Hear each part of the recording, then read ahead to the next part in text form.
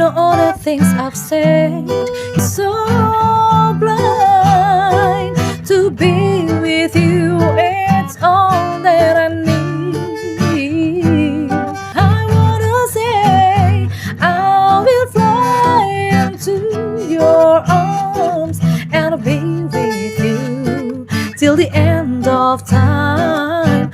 Why are you so far away? You know it's very hard for me to get myself close to you.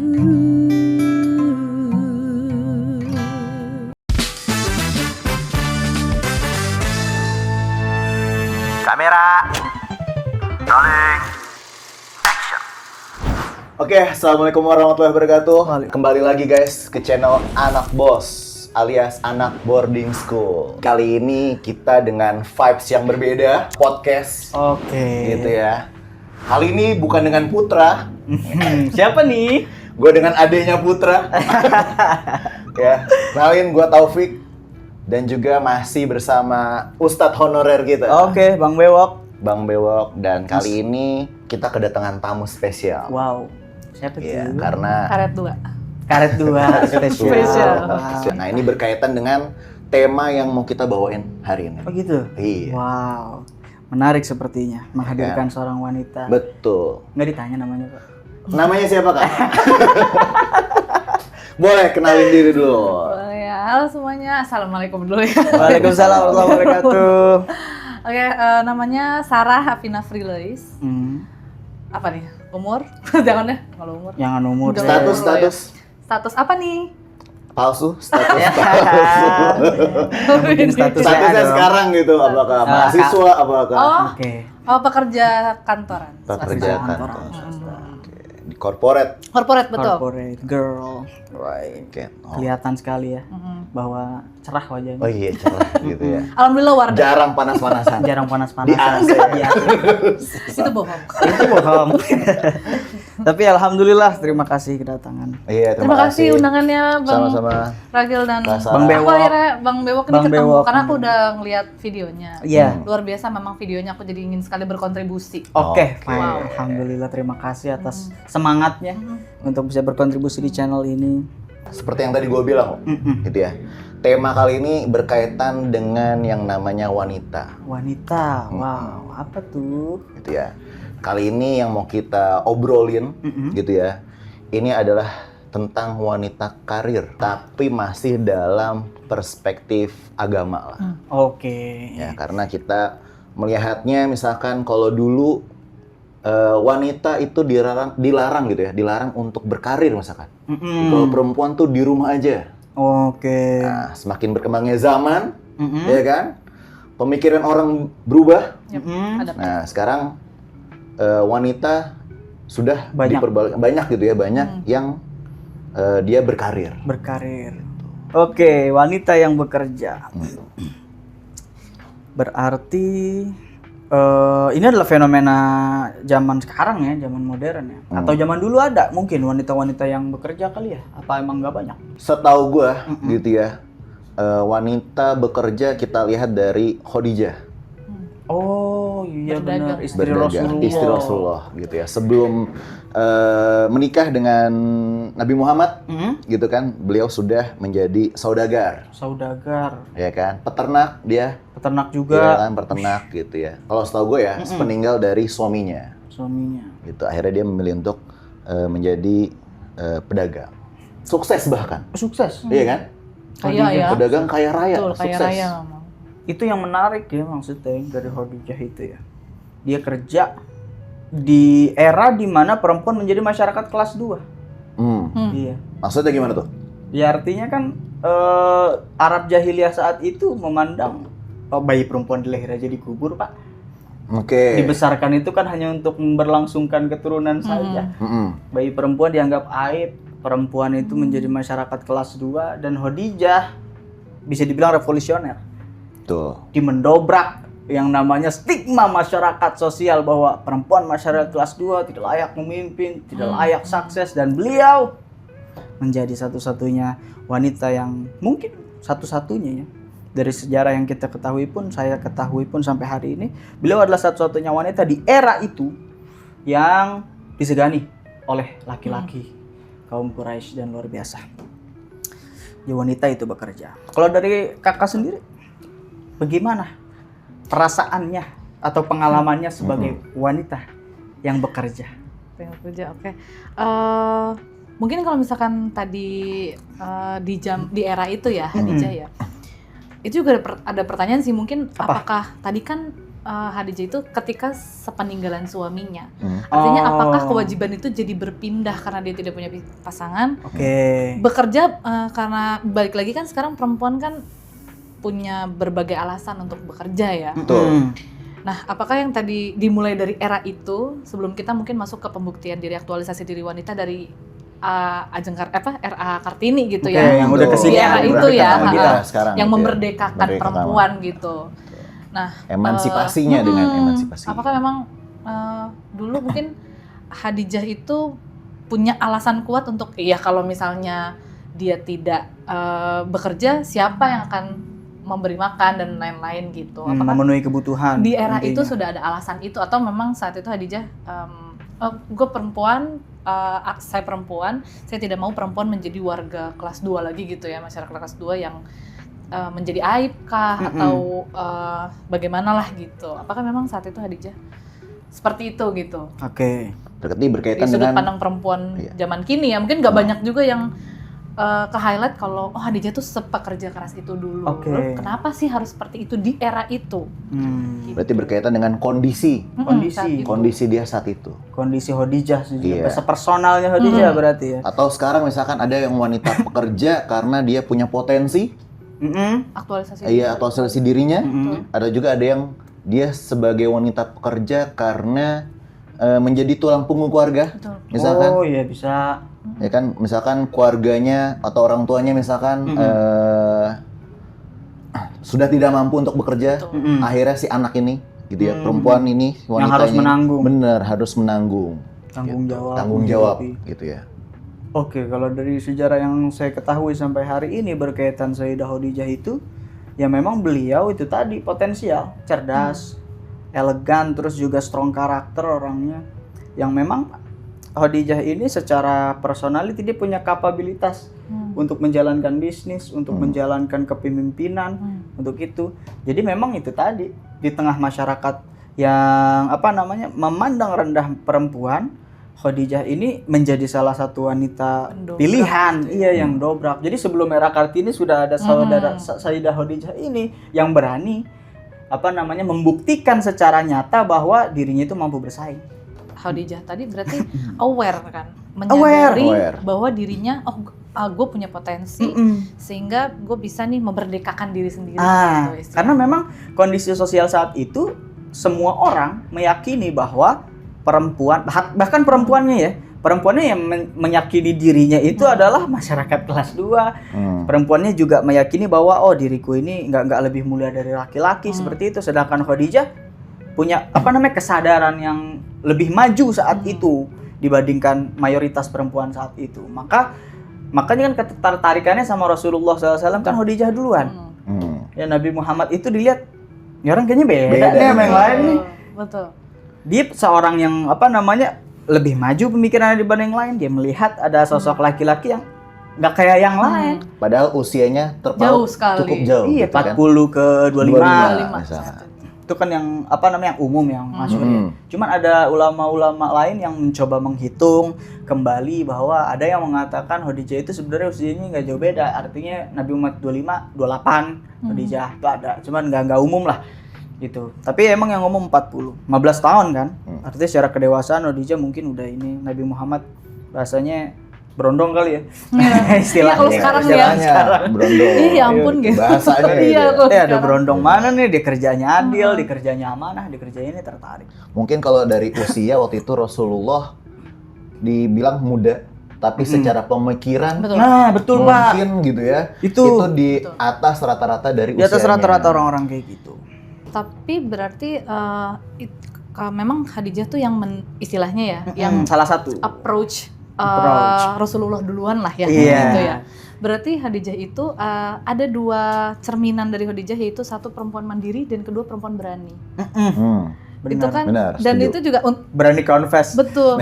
Berani itu confess. itu era itu ya. Iya. Itu bisa menjadi refleksi di era ini kalau perempuan yang apa ya, yang berdaya gitu, yang bukan berdaya aja sih, perempuan yang menyadari nilai dirinya, Oke. dapat bertemu dengan orang yang nilainya juga Sama, luar biasa, kesadaran gitu. yang sama, Betul, di level kesadaran sama, kesadaran yang betul. sama. Dan di era ini tuh juga sangat apa ya, sangat berguna lah gitu. Untuk Kalau kita menyadari. jalan ke hal yang baik dan positif gitu, kita juga maka akan bertemu dengan orang-orang yang sejalan gitu kan. Itu buktinya udah dari era itu gitu ya. Iya. Iya, artinya sudah jauh. Maksudnya sudah ada lah bukti-bukti bahwa perempuan itu bekerja, wanita bekerja sepanjang sejarah. Apalagi khususnya sejarah Islam. Oke. Berarti kalau dalam perspektif Islam sendiri gitu ya. Oke. Balik lagi nih tentang wanita karir. Apakah sebenarnya agama itu memuliakan wanita yang bekerja atau melarang gitu ya, atau bahkan kayak mengharamkan sih? Gitu ya, kayak kalau perempuan tuh ya udah lu di rumah aja kerjanya. Jangan kemana-mana. Sebaik-baiknya perempuan itu di rumah. Berada di dalam rumah, Betul. betul. Bahkan dulu di Arab sendiri kalau perempuan keluar tanpa mahromnya dilarang gitu kan. Betul. Sampai akhirnya sekarang udah lebih maju di mana perempuan ya boleh keluar gitu. Nah, dalam perspektif agama sendiri nih di Islam gitu ya. Gimana sih pandangannya mengenai wanita karir ini? Jadi wanita karir, wanita yang bekerja gitu ya, artinya dia beraktivitas lah secara aktif di luar rumah gitu loh. Islam sendiri dia punya dua aliran pemikiran besar, maksudnya kayak sudut pandang lah.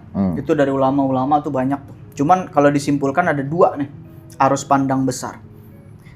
Nah, sebelum ke sini kita lihat dulu bahwa memang dari sekumpulan dalil, lalu kemudian kaul ulama, ada titik sepakat bahwa perempuan itu hukumnya dia bekerja atau berkarir itu adalah dasar hukumnya boleh atau mubah. Boleh. Jadi bukan ke wajib, bukan ke sunnah, bukan ke makruh, bukan ke haram, tapi mubah, boleh. Boleh-boleh aja perempuan itu. Dengan syarat dan ketentuan. Syarat dan ketentuan pastinya. Merujuk pada lihat nih si perempuan bekerja ini dia single atau bukan. Atau dia sudah menikah atau bukan. Dia itu sudah punya anak atau belum gitu. Itu kan turunan ke bawah itu nanti beda. Terus ngelihat itu pertama ya dari statusnya. Lalu kemudian yang kedua kondisi yang dihadapi oleh si perempuan ini, apakah memang dari keluarga berada, ataukah dari keluarga yang berpendidikan, atau misalkan dari keluarga yang memang miskin banget gitu loh. Artinya dia jadi butuh harus bertahan gitu. hidup, nggak ada pilihan lain kecuali pilihan. gua mau tetap hidup, gua harus bekerja gitu. Nah itu kan turunan-turunan hukumnya nanti beda, bisa lari ke sunnah, bisa lari ke makruh, bisa lari ke haram, tergantung situasi dan Tergantung kondisi. dari kondisi. Kerjaan yang dipilih juga itu kayak gitu-gitu loh. Jadi secara garis besar hukum dasarnya tuh boleh. Dan dua aliran besar pemikiran, yang pertama menganjurkan. Jadi sifatnya anjuran nih. Kayak yang di Arab tuh. Itu sebenarnya anjuran, cuman karena pemerintah memegang anjuran tersebut, ada otoritas, jadi ditetapkan sebagai rules yang sifatnya mengikat. Dasarnya anjuran supaya perempuan itu lebih baik di rumah.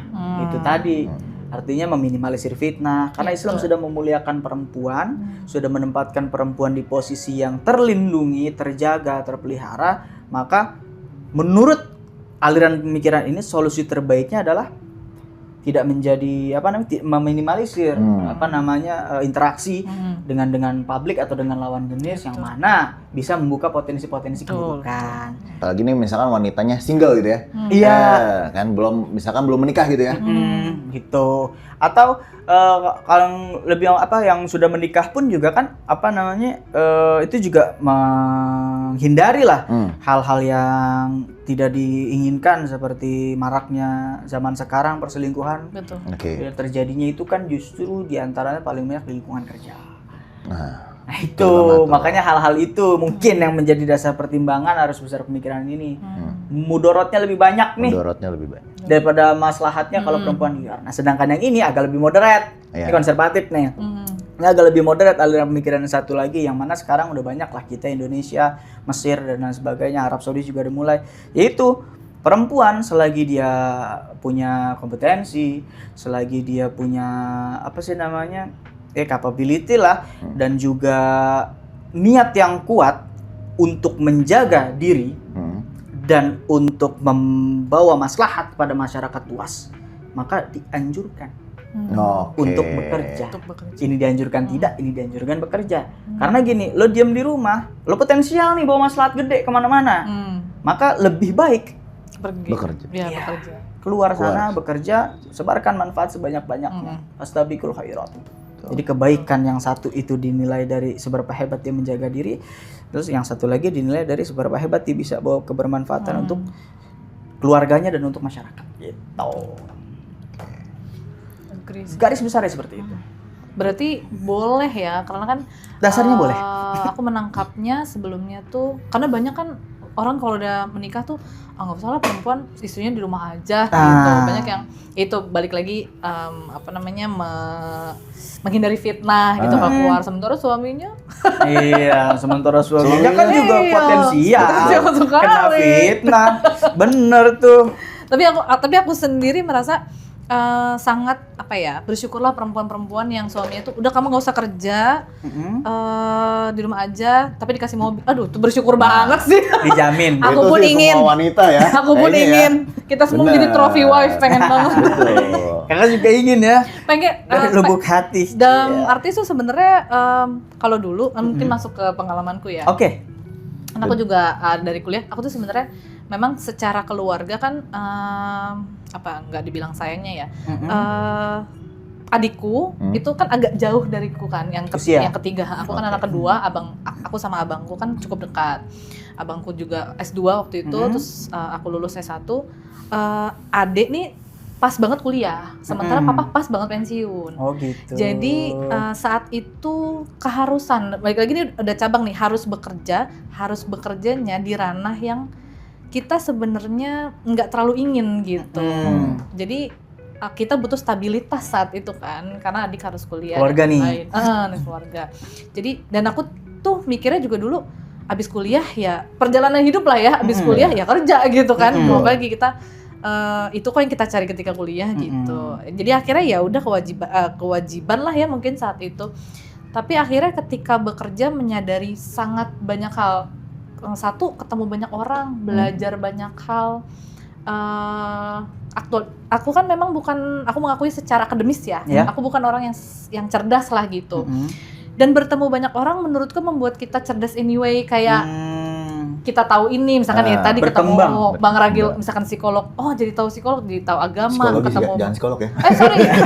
Lulusan psikologi gitu ya. Psikologi. Nanti pada ke Bang Ragil ya, jangan ya. Iya, bener. Belum ada prakteknya. Belum. Lulusan psikolog gitu Iya, tentang psikolog. psikologis Iya. gitu. Psikologis bukan psikolog. Terus juga mungkin Bang Bewok lebih agama gitu, agamanya. lebih expert. Expertnya. Banyak, jadi banyak ketemu orang, begitu pun di kantor. Mereka juga kan dengan banyak departemen gitu Iya, ya. betul. Ternyata IT begini, ternyata finance begini. Kita jadi mengerti Cara kerja dunia. satu, cara kerja dan proses kerja. Benar. Berkomunikasi ini sangat penting karena menurutku walaupun aku sastra Inggris, karena kan saat ini kerja sebagai corporate communications kan. Ternyata komunikasi tuh baru ngeh kalau bener ya, kenapa akhirnya ada kuliah tuh ilmu komunikasi. Komunikasi. Karena bener-bener Butuh ilmu. Butuh ilmu. Bicara dan komunikasi itu sangat berbeda gitu. Iya. Karena mungkin kalau bicara satu arah, kalau komunikasi itu harus ngerti gitu. Jadi pun sebenarnya untungnya aku sekarang dapat atasan tuh, dapat leader yang memang dia dari komunikasi UGM. Jadi ya mungkin ilmu komunikasinya lebih luas kan. Jadi dia mengajarkan banyak hal gitu, dan aku sangat tidak keberatan ketika dia ngomong. Aku tuh memang kadang kan nangkep memang agak lama ya. Iya. Jadi kalau dia nyuruh, dan dia tuh kalau nyuruh gitu. Jadi kan Cepet ya, harus cepet. oke, gitu. Iya, iya. Dan banyak, kadang nyuruh tuh kan cabangnya banyak. Kadang-kadang kalau aku udah bengong gitu, dia kayak, ngerti kan Sar? Ngerti nggak? Kalau nggak gue ulangi. Nah, aku tuh nggak marah karena memang kita harus komunikasi adalah gimana kita tuh ngerti keduanya harus mengerti. Pesannya sampai gitu ya. Kalau gue ngomong istilahnya, lo harus ngerti itu komunikasi namanya, iya. komunikatif namanya Oke. gitu. Kalau lo nggak ngerti, gue namanya ngomong sendiri, monolog kan, gue jadi monolog. bukan dialog gitu.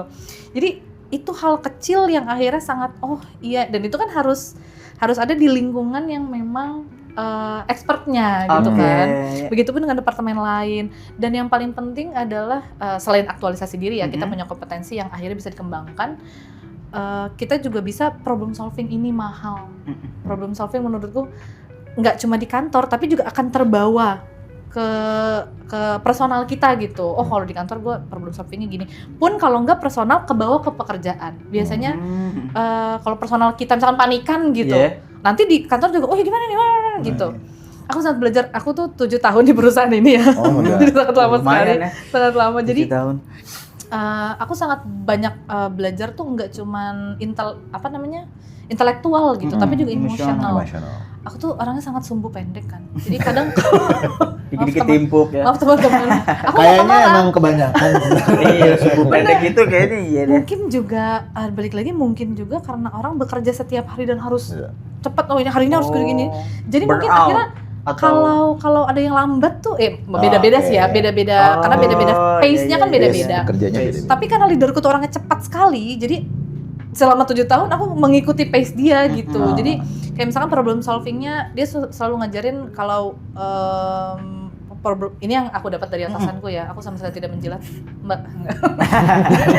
Ya bermanfaat ini. Sangat bermanfaat gitu. Jadi dia tuh selalu ngajarin kayak misalnya kalau ada masalah, aku tuh nggak bisa ada waktu apa ya blind time ya, ada nunggu. Oh. Jadi kalau misalkan karena kita kan biasa event kan, jadi kalau event lo nggak ngerti dan nunggu tuh itu lama banget kan, kayak nggak bisa. Jadi kayak, ayo kalau misalkan ada 2 menit blind time nih, lo harus apa? Lo bisa apa? Kalau misalkan Inisiatif tuh. ini bermasalah, solusi lo harus ada udah di otak gitu. Nah, jadi kan pace-nya begitu kan. Jadi sehingga ketika ada orang-orang yang tidak sama mungkin pace-nya dengan kita, marah. Marah itu bisa sambat gitu, bisa yang gitu. Nah, tapi akhirnya selama beberapa tahun belajar, aku jadi kalau misalkan orang ngomong, Sar, gini, aku tuh suka lihat dulu, oke, maksud dia apa nih? Ke kita nih, omongannya Betul-betul apa nih? menelaah. Menelaah dulu, apa yang dia butuhin dari kita. Maksudnya apakah ada orang yang maksudnya nanya beneran, ada orang yang maksud menuduh, ada orang yang curiga gitu misalnya gitu kan. Kemana tendensi Kemana nih arahnya? tendensi dia nih? Jadi kita nggak langsung yang. Nah, aku sangat diajarkan untuk jadilah responsif, tidak menjadi reaktif. Oke. Gitu. Kalau reaktif kan apa sih gitu kan? Tapi kalau responsif kan oke, coba nanti gue lihat dulu ya. Mungkin ada data yang bisa gue lihat, nanti gue akan update ke lu gitu. Oke. Itu kan sangat responsif gitu. Jadi itu hal kecil yang menurutku mahal di personal pun gitu. Betul. Jadi di personal pun Sepakat juga sama aku itu. menghadapi semua orang jadi sangat berguna.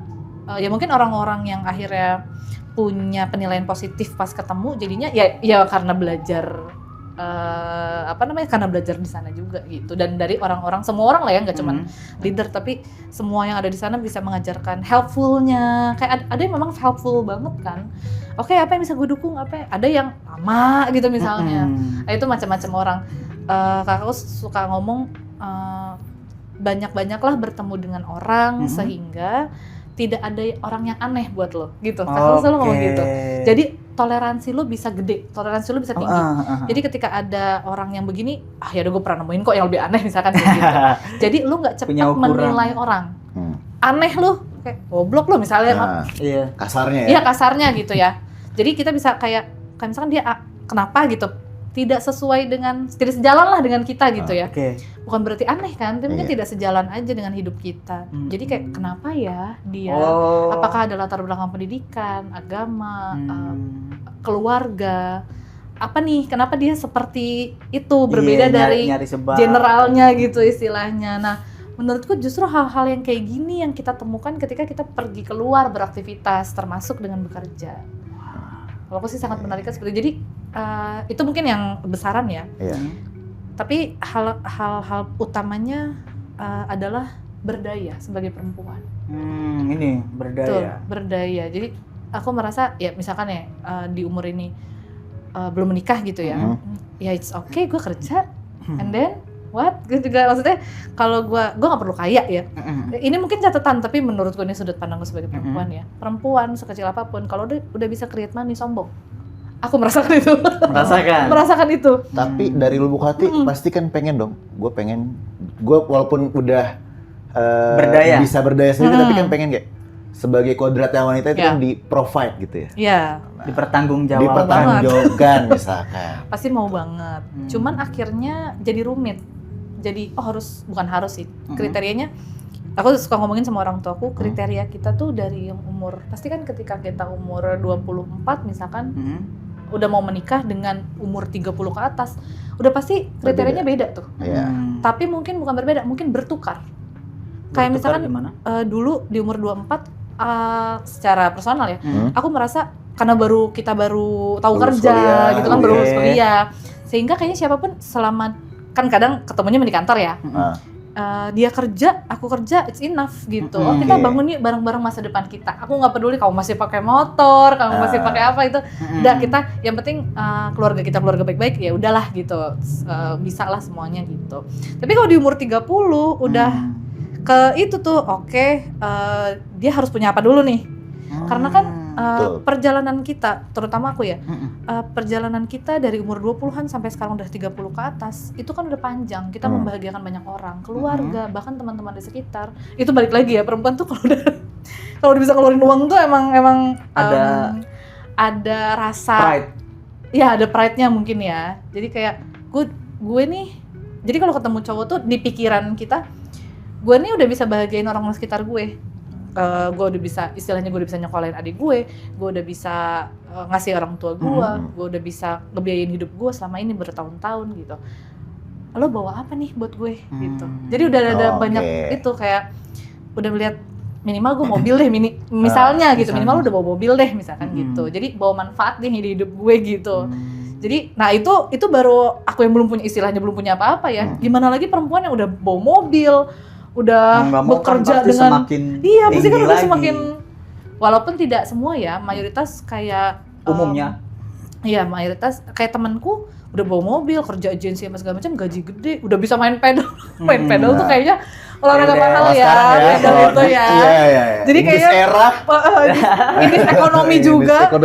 Orang yang masih bisa padel dengan padel dan tenis.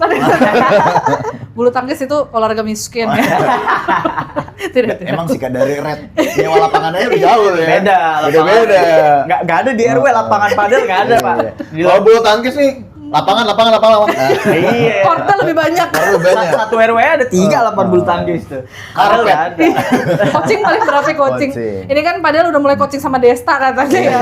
Waduh, udah tinggi nih. Iya. Nah, jadi udah kayak gitu, tapi justru malah dia yang penting sayang sama gue. Waduh, aku tuh iri loh sama perempuan kayak gitu. Gak bisa lagi gue. Gue gak bisa. Belum. Mungkin karena gini, akhirnya aku menyimpulkan kalau perempuan ya, biasanya perempuan itu akan menerima orang yang dianya nggak punya sesuatu itu. Oke. Karena aku kan bukan orang the have ya.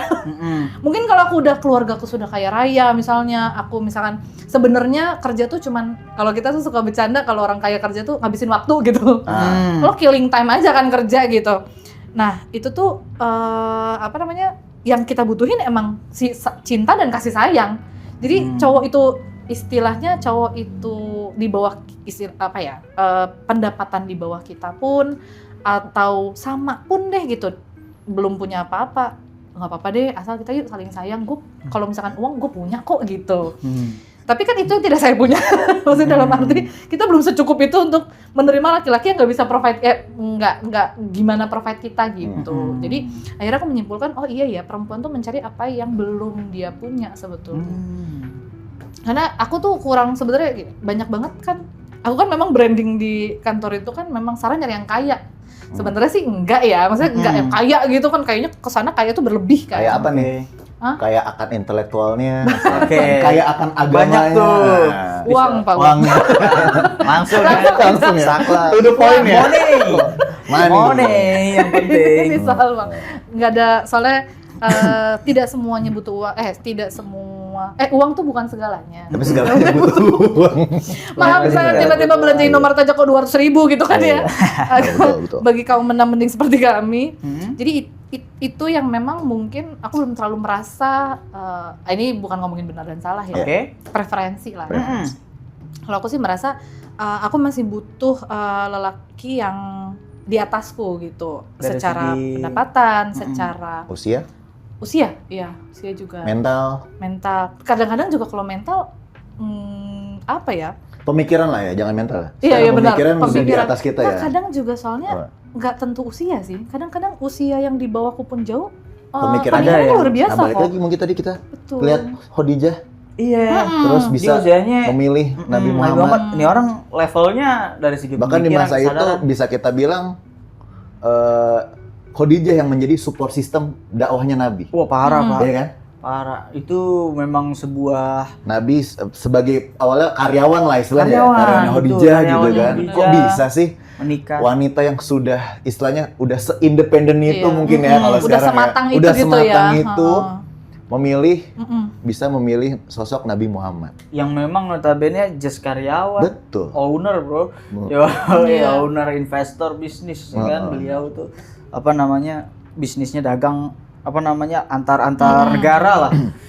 Tapi dia mau memilih laki-laki ini. Ini ada. mungkin yang bisa kita pelajarin gitu ya. Kalau ternyata wanita yang sudah punya penghasilan, udah bisa berdaya, gitu ya, nggak bisa dicap kalau nanti bakal egois.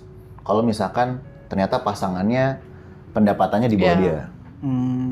Gitu kan, Secara level Iya, ini ya. secara level. Kalau sekarang orang mikirnya, ntar kalau lu dapet yang di bawah lu, pasti ceweknya nih yang berkuasa, misalkan di rumah. Oh gitu. Iya, ya kan? Kadang ada juga Yes. orang yang berpikir seperti itu. Ya, stigma-stigma yang balik lagi ke perempuan gitu kan. Kalau lu udah mandiri, terus dapat pasangan yang di bawah lu, pasti ntar yang ngatur lu nih. Oh gitu. Iya. Banyak sih yang Banyak gitu kan. yang melihat seperti Banyak, itu dan iya. meyakini masyarakat sampai hari ini seperti itu. Padahal ada juga yang udah di nafkahin 200 juta per bulan. Oh gitu. Kurang ya? Bukan kurang tuh, diberhentikan. Tapi gini Bang Ragil, gue penasaran sama Kasara ini. Iya, Pernah juga nggak penasaran. ada orang yang bertanya begini atau mengomentari lah tentang sikap hidup yang Kasara pilih bahwa standar lu ketinggian. Nah, itu. Gitu, lu Dicap turunin seperti itu standar ya? deh biar lebih gampang jodohnya. Ada nggak pernah ngomong begitu orang? Kebetulan aku tidak pernah mengkomunikasikan ke orang lain standarku. Itu di aku aja sebenarnya. Oke. Cuman kan bercanda-bercanda. Kadang aku tuh suka bercanda gini loh. Kaya nggak? Boleh gitu. gitu. Aku suka bercanda gitu. Ya, Jadi semua mereka Kita mau dikenalin gitu ya? Mau dijodohin iya. misalkan gitu ya? sama Padahal temen. ya ada orang yang ada nih gue headku waktu itu Oke. legal kan. Aduh nih temen gue lawyer. Mm-mm. Pas lah buat dulu katanya. Orang kaya pak. Kaya saat ini mah. Tapi aku pernah nanya kayaknya orang tuanya apa dianya. Karena itu beda level. Oke. Karena dia ngomongnya Nah, kaya nih ya, bukan iya. mapan lo kaya gitu. Mm. Karena kalaupun kaya karena orang tua banyak lah ya kalau kita Banyak. breakdown laki-laki Betul. tuh maksudnya sifat personal tuh soalnya kalau orang tuanya dia berjalan selama ini berarti dari injakan harta-harta orang tuanya. Startnya Nah nggak itu kan nol. beda lagi tuh. Starting point-nya beda. Starting point. Beda Sama lagi kita-kita dengan orang, Pak. beda lagi dengan orang yang memang hidup dari karyanya sendiri gitu. Kaya Oke. karena karyanya sendiri dan itu beda lagi. Jadi sebenarnya alasannya kadang orang tuh Sarah nyari yang kaya nih kan. Padahal aku Enggak mencari begitu yang kan. kaya sih enggak ya, jangan kaya lah ya, Yang mapan lah. mapan. Tapi aku menganggap orang mapan itu dibuktikan dengan hal itu, orang bertanggung jawab dibuktikan dengan kemapanannya gitu. Oke. Tapi mapan itu kan balik lagi relatif kan. Mm-mm. Ini karena belum menemukan ya. Hmm. Kalau percayalah perempuan kalau sudah menemukan toleransinya akan sangat tinggi. Jadi selama belum menemukan, aku sangat tidak apa-apa kayak misalkan mamaku kan suka ini. Iya. Mamaku kan maaf kalau ngomongin artis kan kayak tetangga ya. Ah. Itu kemarin si Ralinsyah Netizen. ngomongin El Cipa gitu. Jadi si Ralinsyah kebetulan mungkin ini ada satu fenomena katanya Ralinsyah yang ngomongin El Cipa karena kan Cipa itu sangat muda kan 2000-an ya Cipa itu udah nikah sama El Rumi gitu kan. Oke.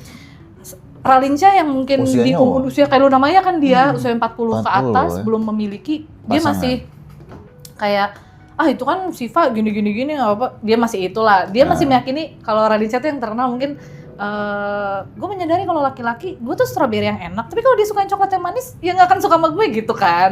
Oke. Jadi aku tuh sama mamaku suka mah nggak apa-apa tahu perempuan tuh sesombong-sombongnya dia apa yang dia punya Ralinsyah cantik banget kok bekerja bisa bisa nyari uang sendiri. Semuanya punya dah. Dia pantas tahu sombong, gak apa-apa gitu. Oke. Tapi nanti perempuan kalau sudah menemukan, udah pasti toleransinya tinggi, udah pasti nggak sesuai sama dia, nggak apa-apa deh, gue maunya sama lu. Nanti juga akan nemuin sendiri gitu. Jadi biarin aja perempuan selama dia masih bisa berdaya dengan dirinya sendiri. Wajar kalau dia Bersikap agak tinggi gitu ya. Karena yang salah adalah pertanyaannya. apa? Untuk apa kapan nikah? Untuk apa pertanyaannya? Oke. Sampai Dikta aja kan kadang kapan nikah?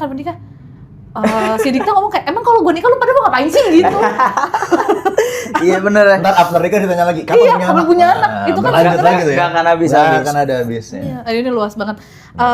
Papaku pernah bilang kayak, gak apa-apa tahu kamu kenapa sih suka marah kapan nikah? Itu kan pertanyaan biasa, basa-basi. Emang Padahal sehat, alhamdulillah. Emang bukan basa-basi. Kerjanya gimana sekarang? Enak kan? Kenapa harus menyakiti hati orang? Aku sih kapan nikah sih masih, menurutku ya, pertanyaan kapan nikah tuh masih sangat tidak ya udahlah, nggak perlu. benar. Kita bisa jawab dengan apapun lah gitu. Mm-mm. Karena bisa jadi pilihan kan Benar. gitu. Tapi kalau kapan punya anak itu tuh hurting orang tau. Betul. Lu menyadari nggak sih, kita semua ya, mau kapan nikah, mau kapan punya anak, kapan apapun punya anak lagi. Oke. Buat lu mungkin basa-basi, buat kita perjuangan tau. Iya. Nah. Emang lu paham gue kenapa belum kawin? Lu nggak nanya kenapa Sar? Apa Kenapa? pilihan lu? Iya, Heeh. apa yang sedang lo hadapi? Orang Tanggung tuh- jawab apa yang dipikul itulah. Iya, Dari kayak banyak Orang yang kan nggak mau bertanya. tahu itu ya. Iya, orang tuh kayak, belum nikah. Dia mau tahunya apa Gitu. aja yang Iya. dirayakan. Gitu. Memang itu juga mungkin resikonya yang bekerja ya, yang Resiko. perempuan Di antara udah resiko. kerja, udah ini kok udah gitu masih belum nikah sih gitu. Atau misalkan kayak ada juga yang ngomong, Sar jangan terlalu inilah, kayak apa sih? Kayak umpamanya tuh kalau kamu maunya kayak yang di majalah-majalah cowok-cowoknya, kamu juga harus jadi perempuan yang ada di majalah. Aku mah nggak relate, bodo amat. Kalau aku mau setinggi-tingginya emang kenapa? Iya. Iya. Katanya kan kalau nyari yang setara. Oh setara tuh kalau lu punya mobil Avanza, mau sama mobil Avanza. Enggak, aku nggak punya apa-apa, pengen yang punya mobil Avanza. Kenapa?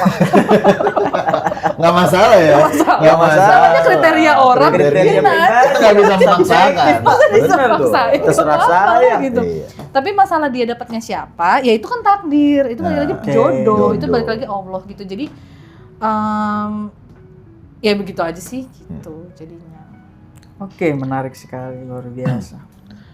Nah berarti kita balik lagi nih, kalau tadi dalam perspektif Islam sendiri gitu ya, ada yang boleh, ada yang menganjurkan, gitu ya, atau bahkan ada kondisi di mana dilarang. Iya. Nah kalau misalkan dalam kondisi yang in this era and in this economy, Plus 62 lagi kan? iya plus 62 lagi, yang kayaknya kita hidup untuk menghidupi diri sendiri aja, nggak usah berpangku tangan kepada yang Kepada orang berkuasa. lain. Oke. Gimana nih? Jadi memang apa ya, level lah berarti kita bicara level mungkin. Level iman. Level Maksudnya iman gimana tuh? itu kan berbeda-beda. Oke. Ada orang yang memang dia punya, bukan level sih, saya lebih sukanya isinya warna. Warna keyakinannya orang itu beda-beda. Oke. Ada yang memang warna, maksudnya keimanannya, kepercayaannya itu terkait dengan hal-hal yang gaib lah, takdir, jodoh, mati. Itu memang lebih Rezeki, dominan gitu ya? Iya, dibanding Betul. kerasionalitas. Ah. Gitu. Kan kaitannya sama faith nih. Sama Hmm. rationality itu beda tuh. Ada yang porsinya mungkin 80% dia faith tapi 20% rationality. Dan gak masalah. Di Islam juga orang-orang setipe seperti itu. Ada yang 50-50, artinya dia melakukan kompromi secara proporsional antara di mana letak keyakinan, di mana letak rasional, realistis gitu dalam kehidupan. Itu 50-50 ada. Ada yang memang dominan rasionalnya, ngandelin faith-nya itu enggak. Maksud bukan enggak ya, lebih ini aja, lebih kurang aja. Dia tetap percaya, dia tetap yakin, cuman porsi keyakinannya itu tidak sebesar orang-orang di luar sana yang udah nikah buat ibadah, yakin terhabis nikah hidupnya Ada lebih maju rezekinya. kan gitu. Iya. Betul. Nah, orang-orang yang ngambil putusan itu Berdasarkan mungkin mereka ada di level keyakinan yang itu, dia dominan di faith. Artinya bicara realistis, dia juga menimbang kok. Artinya dengan kapasitasnya, kemampuannya. Nah, cuman gue mau taruhan hidup gue ngebet di faith aja nih. Gimana? Oke. Gitu. Ada yang gue mau lewat ukuran-ukuran yang bisa kita ukur, yang bisa kita timbang, yaitu rationality. Gue mau ngebet di sini aja deh. Dan itu semua ada konsekuensinya masing-masing. Artinya ada potensi kegagalan, potensi kekecewaan yang bisa diterima masing-masing gitu. Cuman intinya adalah kalau dalam Islam sendiri kepada wanita yang bekerja ya, balik lagi. Islam itu melihat bahwa tadi hukum asalnya dia boleh mengikuti situasi dan kondisi, dan kita di negara yang plus 62 ini kembali lagi kepada diri pribadi masing-masing, kondisi yang dialami. Apakah aku wanita single ini dari keluarga yang berada gitu, artinya bekerja tuh niatnya apa sih? Kalau tadi dari pemaparannya Kak Sarah kan, aku bekerja dan akhirnya aku banyak merasakan perkembangan positif dalam diriku. Knowledge-ku bertambah, experience, pengalaman bertambah, semuanya bertambah. Itu kan artinya kalau diniatkan belajar malah jadi ibadah. Betul. Udah mah bekerjanya ibadah. Tambah niat bekerja belajar, dapat pahala belajar, dapat pahala ibadah. Double. Tambahan kalau umpama misalkan Kak Sarah adalah di kondisi yang tadi menguliakan adik, membantu perekonomian orang tua, itu udah wujud bakti yang nyata.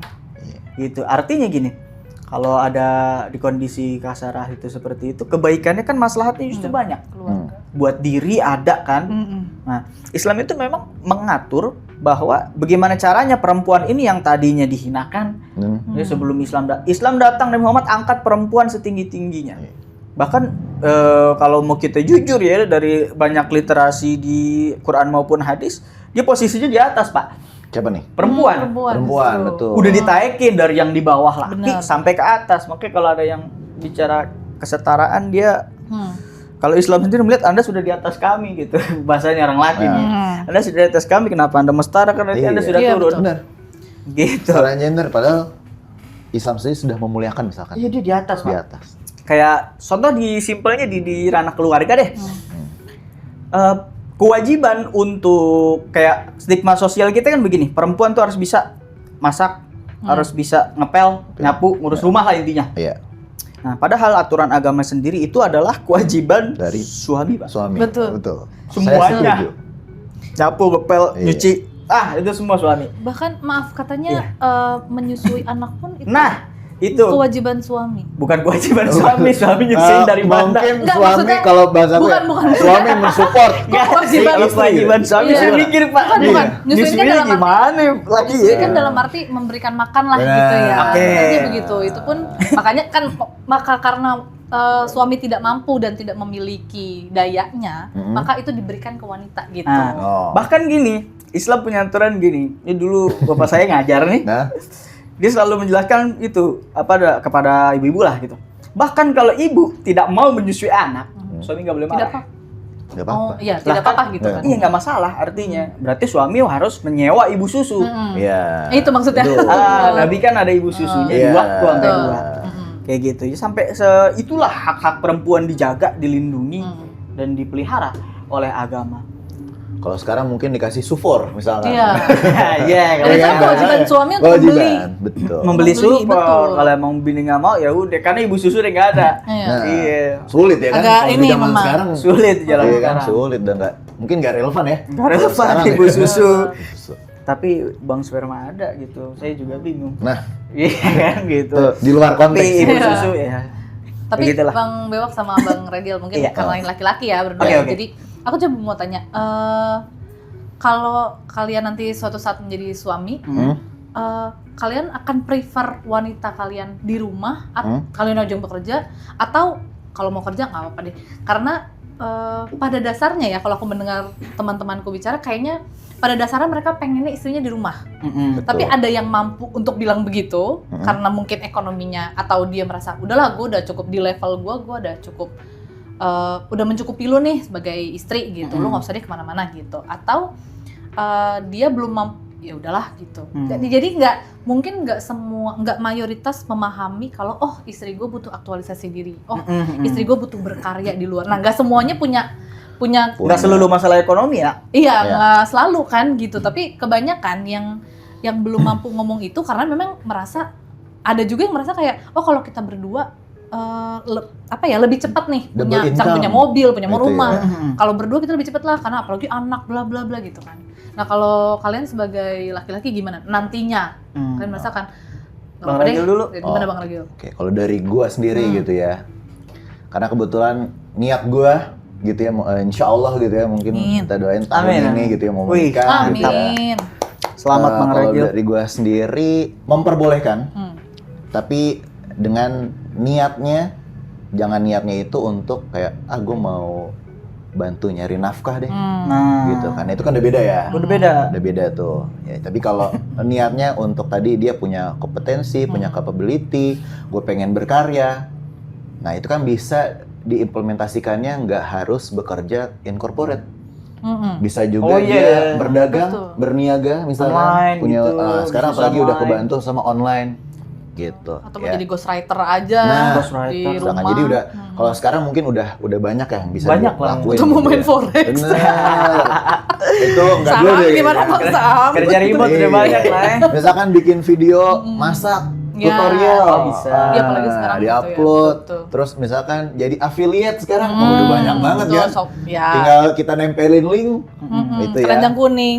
Keranjang kuning bisa dicek. Nah itu kan udah banyak gitu ya. Dan bisa dikerjakan dari rumah Bisa ya. dikerjakan di rumah. Kalau gue pribadi sih memperbolehkan.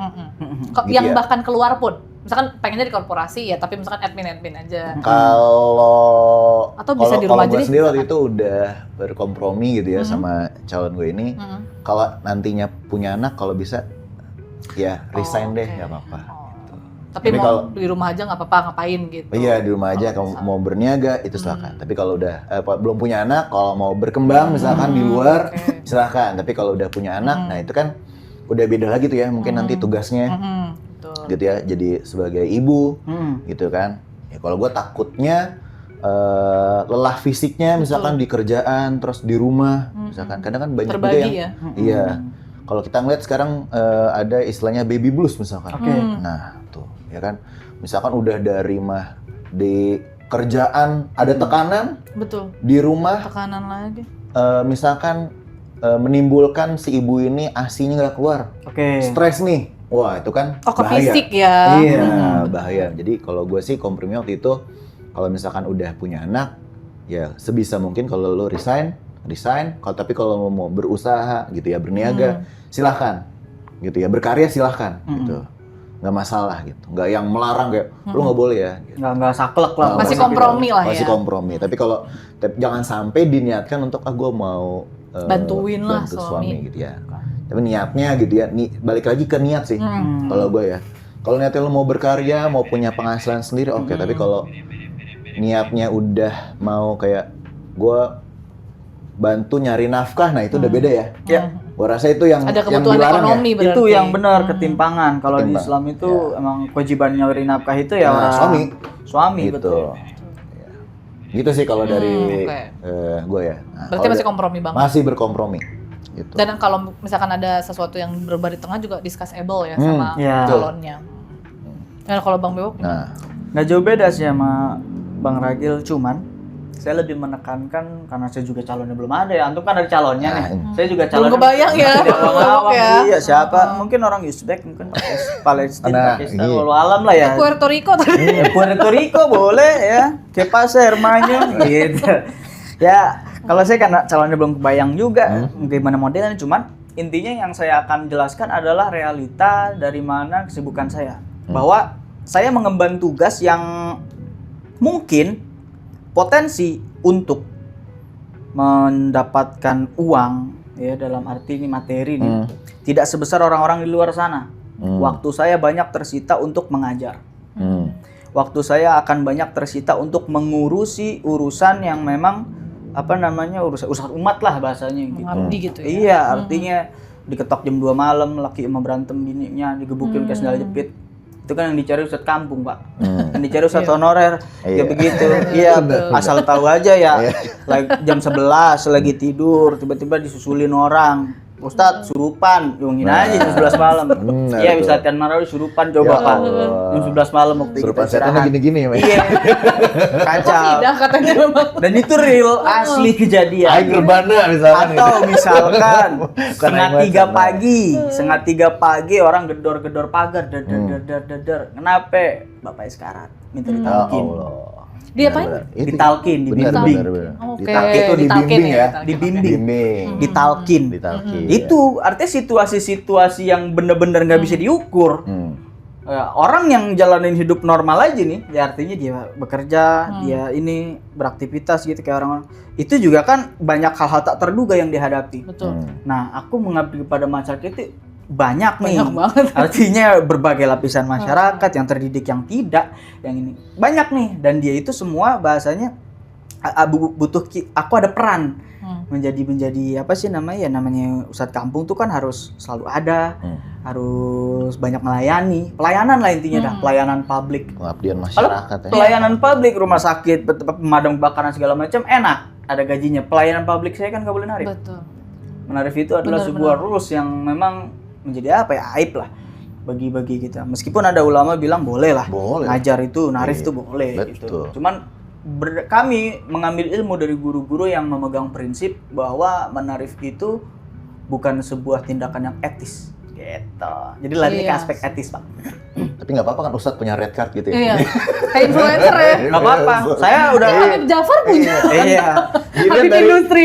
dia waktu buat belajarnya. Iya, Iya kan kita mencari-cari gurunya. kita kesana belajar nggak kemari. murah, tolong lah. Iya. Tapi itu loh, kayaknya ada juga di YouTube siapa ya, Pak Felix Yeo atau siapa ya? Memang ditanya tokoh-tokoh agama itu dibayar atau enggak gitu, karena kan etikanya balik lagi ya, Iya. etikanya seperti apa? Sebenarnya gitu. boleh narif, boleh. Sebenarnya mahal loh, ilmu mereka tuh mahal dan harusnya kita menghargai itu. Dari yang ngundang nih ya, harusnya menghargai, karena ilmu agama dia kan mahal ya. Sama kayak lu misalkan manggil Guru guru atau guru les kan sama, sebenarnya ilmunya sama gitu. Jadi harusnya justru malah lebih mahal di ilmu agama. Iya, lu gitu. lu manggil guru les paling nyelamatin lu di sini doang. Di dunia kan. Gua di sono nanggung jawabin Iya, lu. Lu nggak bener gue yang ditanya. Lu gimana Ustaz? Iya, tapi bener. Lu gua tugasin di Masuk sini akal. nih orang mabok. Di mana? Ya Allah gimana ya? Siapa sih ini gurunya? Ah gitu ya. Ditarik pasti kan. Padahal kalau guru biasa atau dosen nggak pernah ditarik kan kalau ditanya sama Ya orang mungkin lain. ditarik berkaitan dengan apa yang beliau ajarkan. Kalau Iya. kita kan tidak hanya mengajar, membina. Ada aspek itu. Dan kupnya luas. Iya. Semua lapisan, yang tua, yang muda, yang bocah, kayak gitu. Nah, artinya saya akan menjelaskan bahwa ini aku begini, Oke. punya jalan hidup begini. Apakah Anda siap ya bahwa nuansa romansa kita di tengah malam ya tiba-tiba ada yang gedor gitu. Masalah rumah tangga orang Masalah rumah lain. tangga orang lain ya. Atau kiranya ya, karena potretnya sih bapak saya sendiri ya. Jadi saya menjadi ustadz ini Pak ya karena bapak saya ustadz. Ya, anak lakinya saya satu-satunya, Iya. ya mau nggak mau istilahnya. Aslinya mau jadi musisi, cuman ya sudahlah. Memang Allah Subhanahu Wa Taala skemakan jalan yang lebih mudah begitu dan lebih apa ya, membuat saya tenang. Ya seperti itu, jadi udah.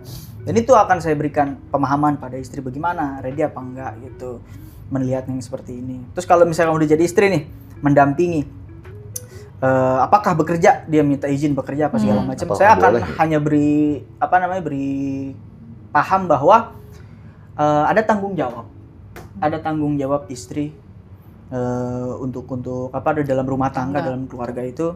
Diantaranya adalah ya satu, pelayanan pada suami dalam bentuk apa ya, penghormatan mungkin ya, atau dalam bentuk apa namanya, kebaktian, penghormatan, pokoknya itulah takzim lah, baik dari tutur kata maupun sikap.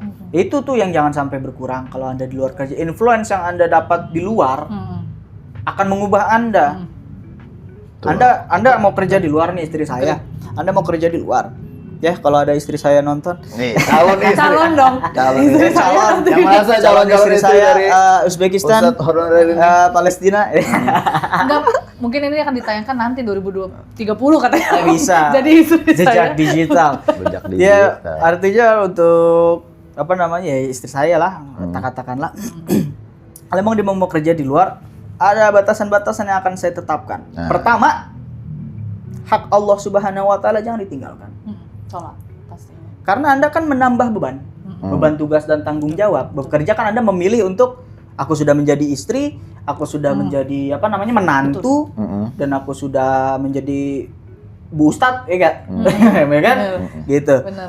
Itu kan banyak identitas yang melekat dan itu harus diemban dengan amanah yang betul-betul lah di hadapan Allah. Nah, intinya hak-hak Allah secara pribadi itu jangan sampai lalai.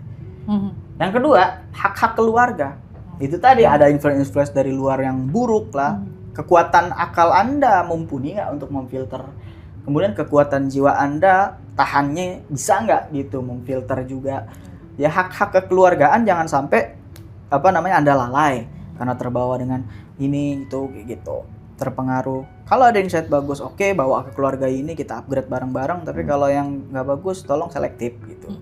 Ada kemampuan itu nggak? Pohon persiapkan dulu kemampuan untuk menyeleksi itu. Terus yang ketiga adalah ya hak pekerjaannya, karena Anda sudah memilih mengemban tanggung jawab sama orang di kerjaan, ya maksimal.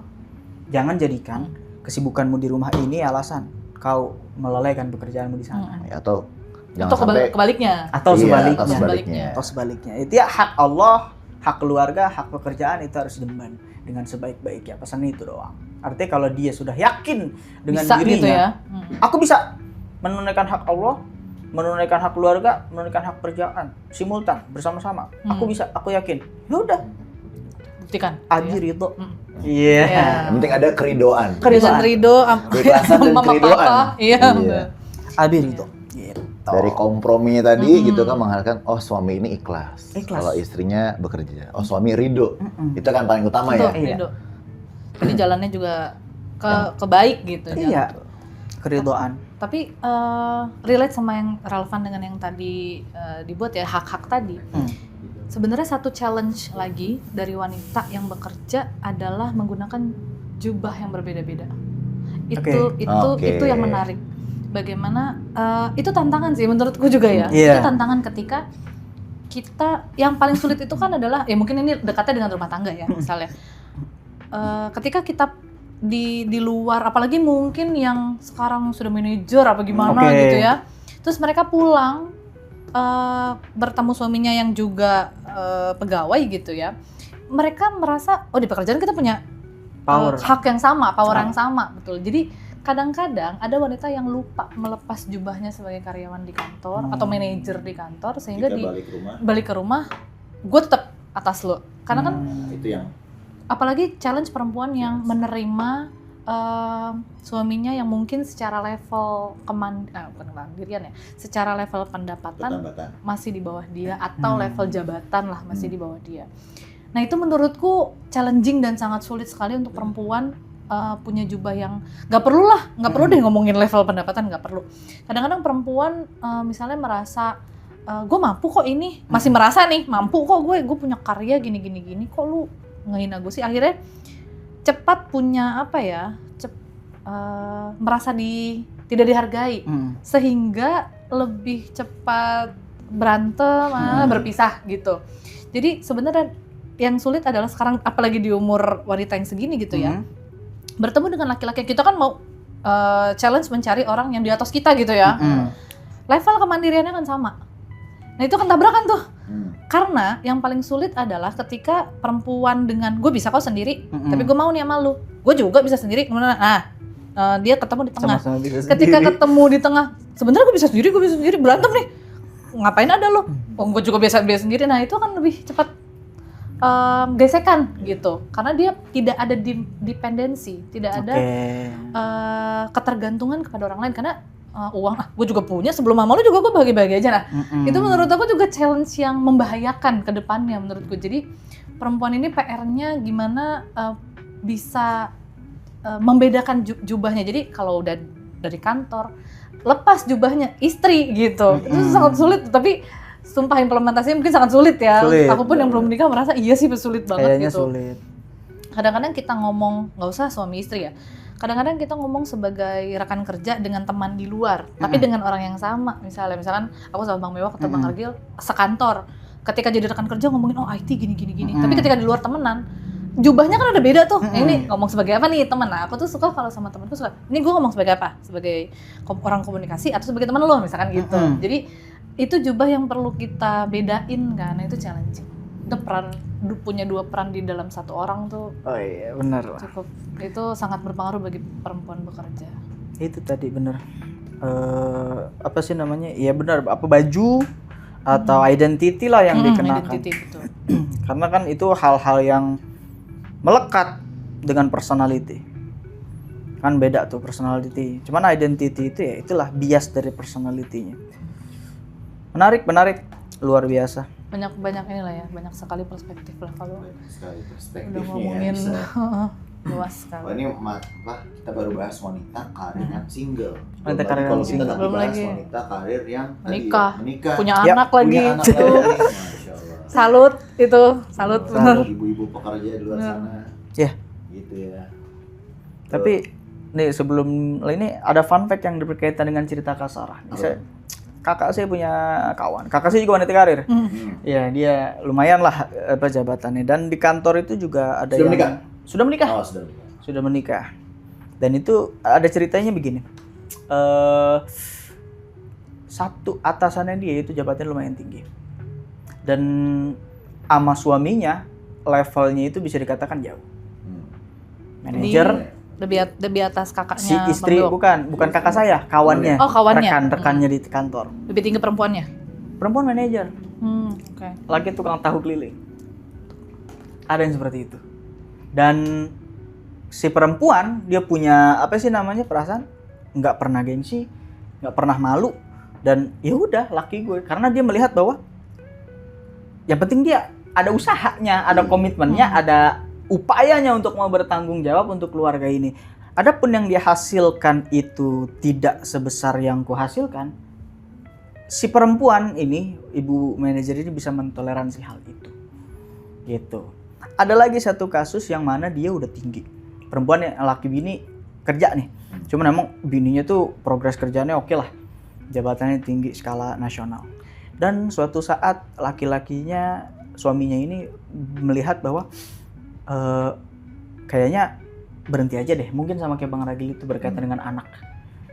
Dan jabatannya padahal tinggi. Teman-teman di rekan kerja kantor selalu semua bilang, termasuk empok saya, kakak saya bilang sayang banget kan, enggak apa namanya progresnya Udah oke tinggi loh, gitu iya, ya. tinggi coy.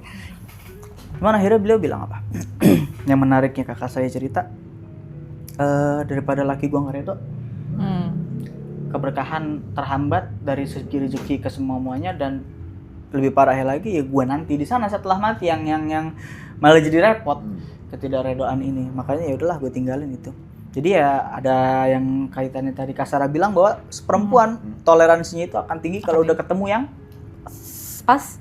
Udah ketemu yang diinginkan. yang diinginkan, yang pas, itu pasti toleransinya tinggi. Itulah contoh-contoh apa namanya, sedikit lah beberapa contoh nyata. Karena selain jodoh kan bisa iya bisa enggak ya. Sebenarnya di tangan KUA kan ya. Iya.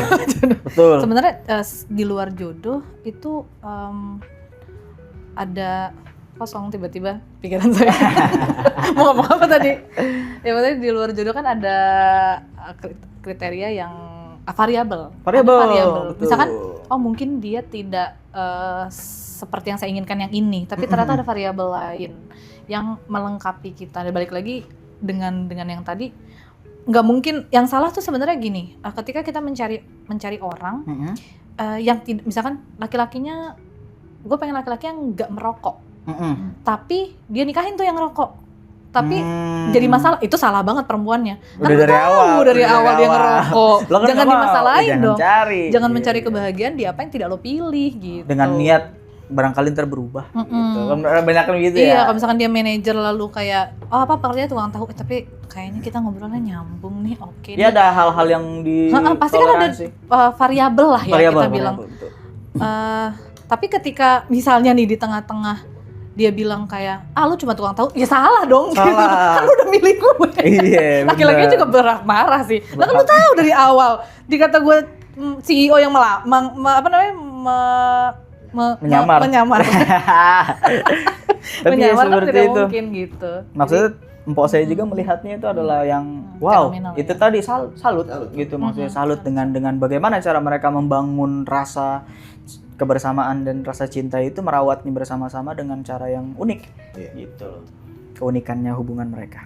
Tapi mungkin summary-nya Bang Regal sebelum summary-nya ini penting sih karena banyak yang merasa bekerja dan berdaya sehingga dia menganggap bahwa ibu rumah tangga tidak berdaya. Oke. Itu yang salah ya. itu perspektif yang salah dari ibu yang bekerja. Kita capek di kantor betul. Tapi mamaku juga ibu rumah tangga, banyak banget Bang Ragil dan Bang Beok, banyak banget yang bahkan saudara ya yang mamanya Sarah misalkan kayak mamanya Sarah baca lah, emang di rumah ngapain sih? Itu menyakitiku ya. Tolong yang pernah ngomong itu istighfar ya Pak. Istighfar. Bapak Ibu istighfar. Bukan berarti kamu ketemu banyak orang. Karena mamaku bener deh waktu dulu ngomong sebenarnya ya dari yang lebih capek itu bukan wanita yang bekerja dan ibu rumah tangga. Tapi yang paling capek adalah ibu rumah tangga. Kenapa? Karena dia tidak punya orang untuk bercerita. Kamu kalau kerja, tapi di rumah misalkan sama suami berantem apa, di luar kamu keluar ketemu orang hiburan. Kalau kita, siapa teman kita? Kita harus nyuci segala macam. Dan aku melihat sampai dengan saat ini mamaku umur 60 dan saya tidak pernah berhenti bekerja. Emang punya ibu rumah tangga pensiun? Tidak ada. Nggak ada. Papaku pensiun lalu dia berhenti. Nggak mau nyuciin baju lagi, nggak mungkin kan? Nggak mungkin. Nggak mau masakin lagi, GoFood aja gitu, nggak mungkin kan? Jadi kayaknya masih banyak apa ya namanya? Masih banyak perspektif itulah gitu yang suka tidak, kita bekerja di luar bukan berarti yang di rumah tidak terabaikan, merendahkan yang di rumah. merendahkan. Gitu. Banyak yang ibu rumah tangga ngapain sih? Banyak loh, masih banyak apa ya? Stereotype. Serendah itu gitu. Jadi itu bad sih. Bekerja bukan berarti menjadikan lo lebih tinggi daripada yang lain. Itu hanya balik lagi aktualisasi diri, kompetensi, belajar. Itu sangat menyenangkan, belajar di pekerjaan itu sangat, walaupun yang diminta kontribusi ya, bukan belajar. Tapi belajar in a way itu sangat orang ngomong kita pelajarin, orang apa, begini meeting, begini dengan eksekutif, begini dengan itu tuh pelajaran yang menurutku bekerja itu kuliah yang dibayar. Seneng banget. Jadi aku belajar komunikasi tuh ini karena kita bukan dari komunikasi kan, jadi kayak komunikasi tuh begini. Sama realita ya. Langsung ditampar. Beneran, dengan kesalahan-kesalahan, dengan kegagalan-kegagalan gitu. Jadi aku sangat senang menghadapi kegagalan sebetulnya. Jadi ternyata kita ulang lagi, kita ini mungkin generasi milenial lebih kuat di situ. Kita lebih tough untuk menghadapi. Kalau ini gagal, besok ngapain lagi? Jadi problem solvingnya cepat. Nggak, gue gagal nih. Udah besok gue nggak mau lagi. Gitu. Nggak bisa. Kita harus tetap karena hidup terus berjalan.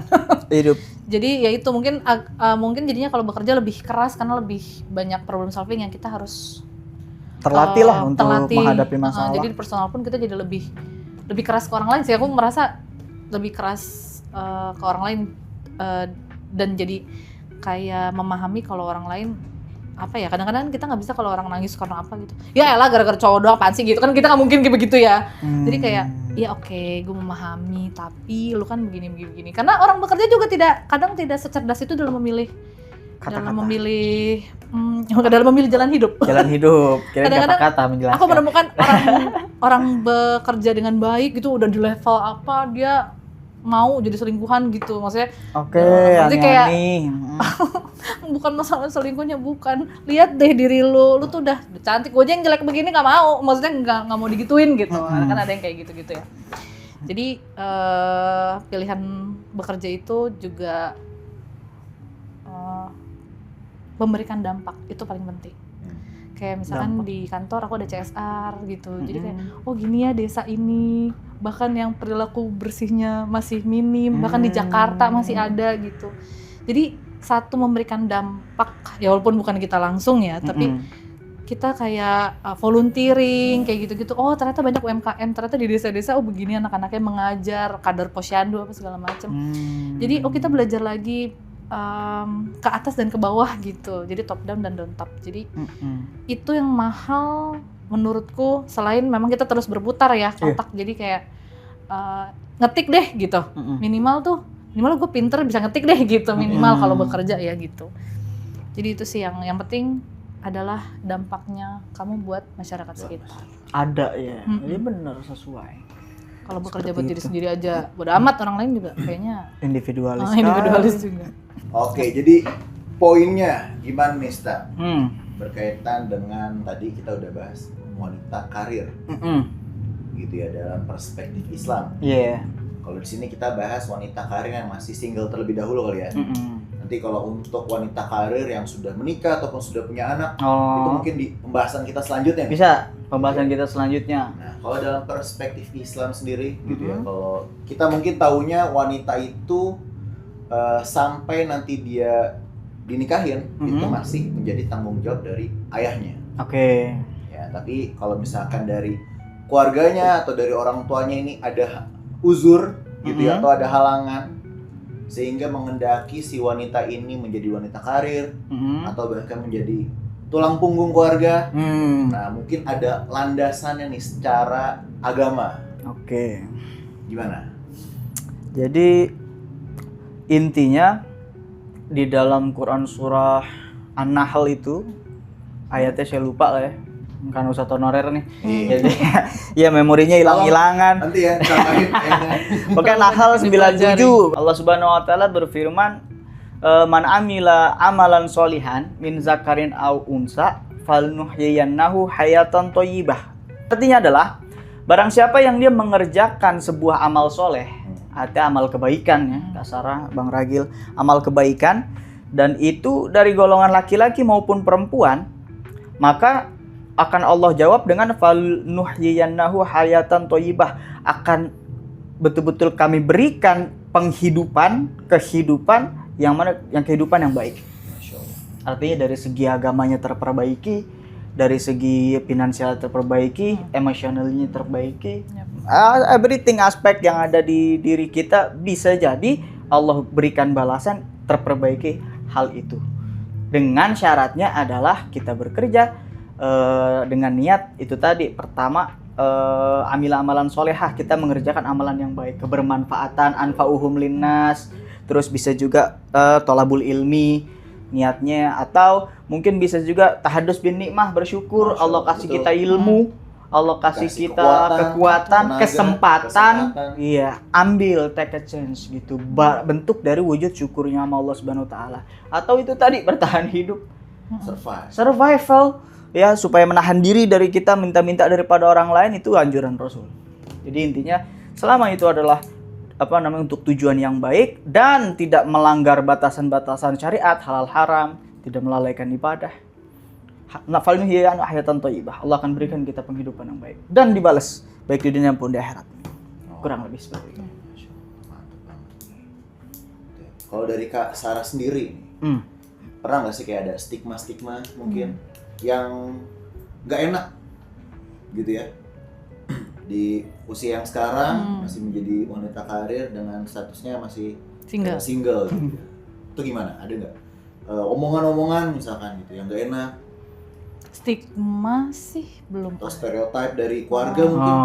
Terdekat, orang Terdekat, orang-orang terdekat gitu ya?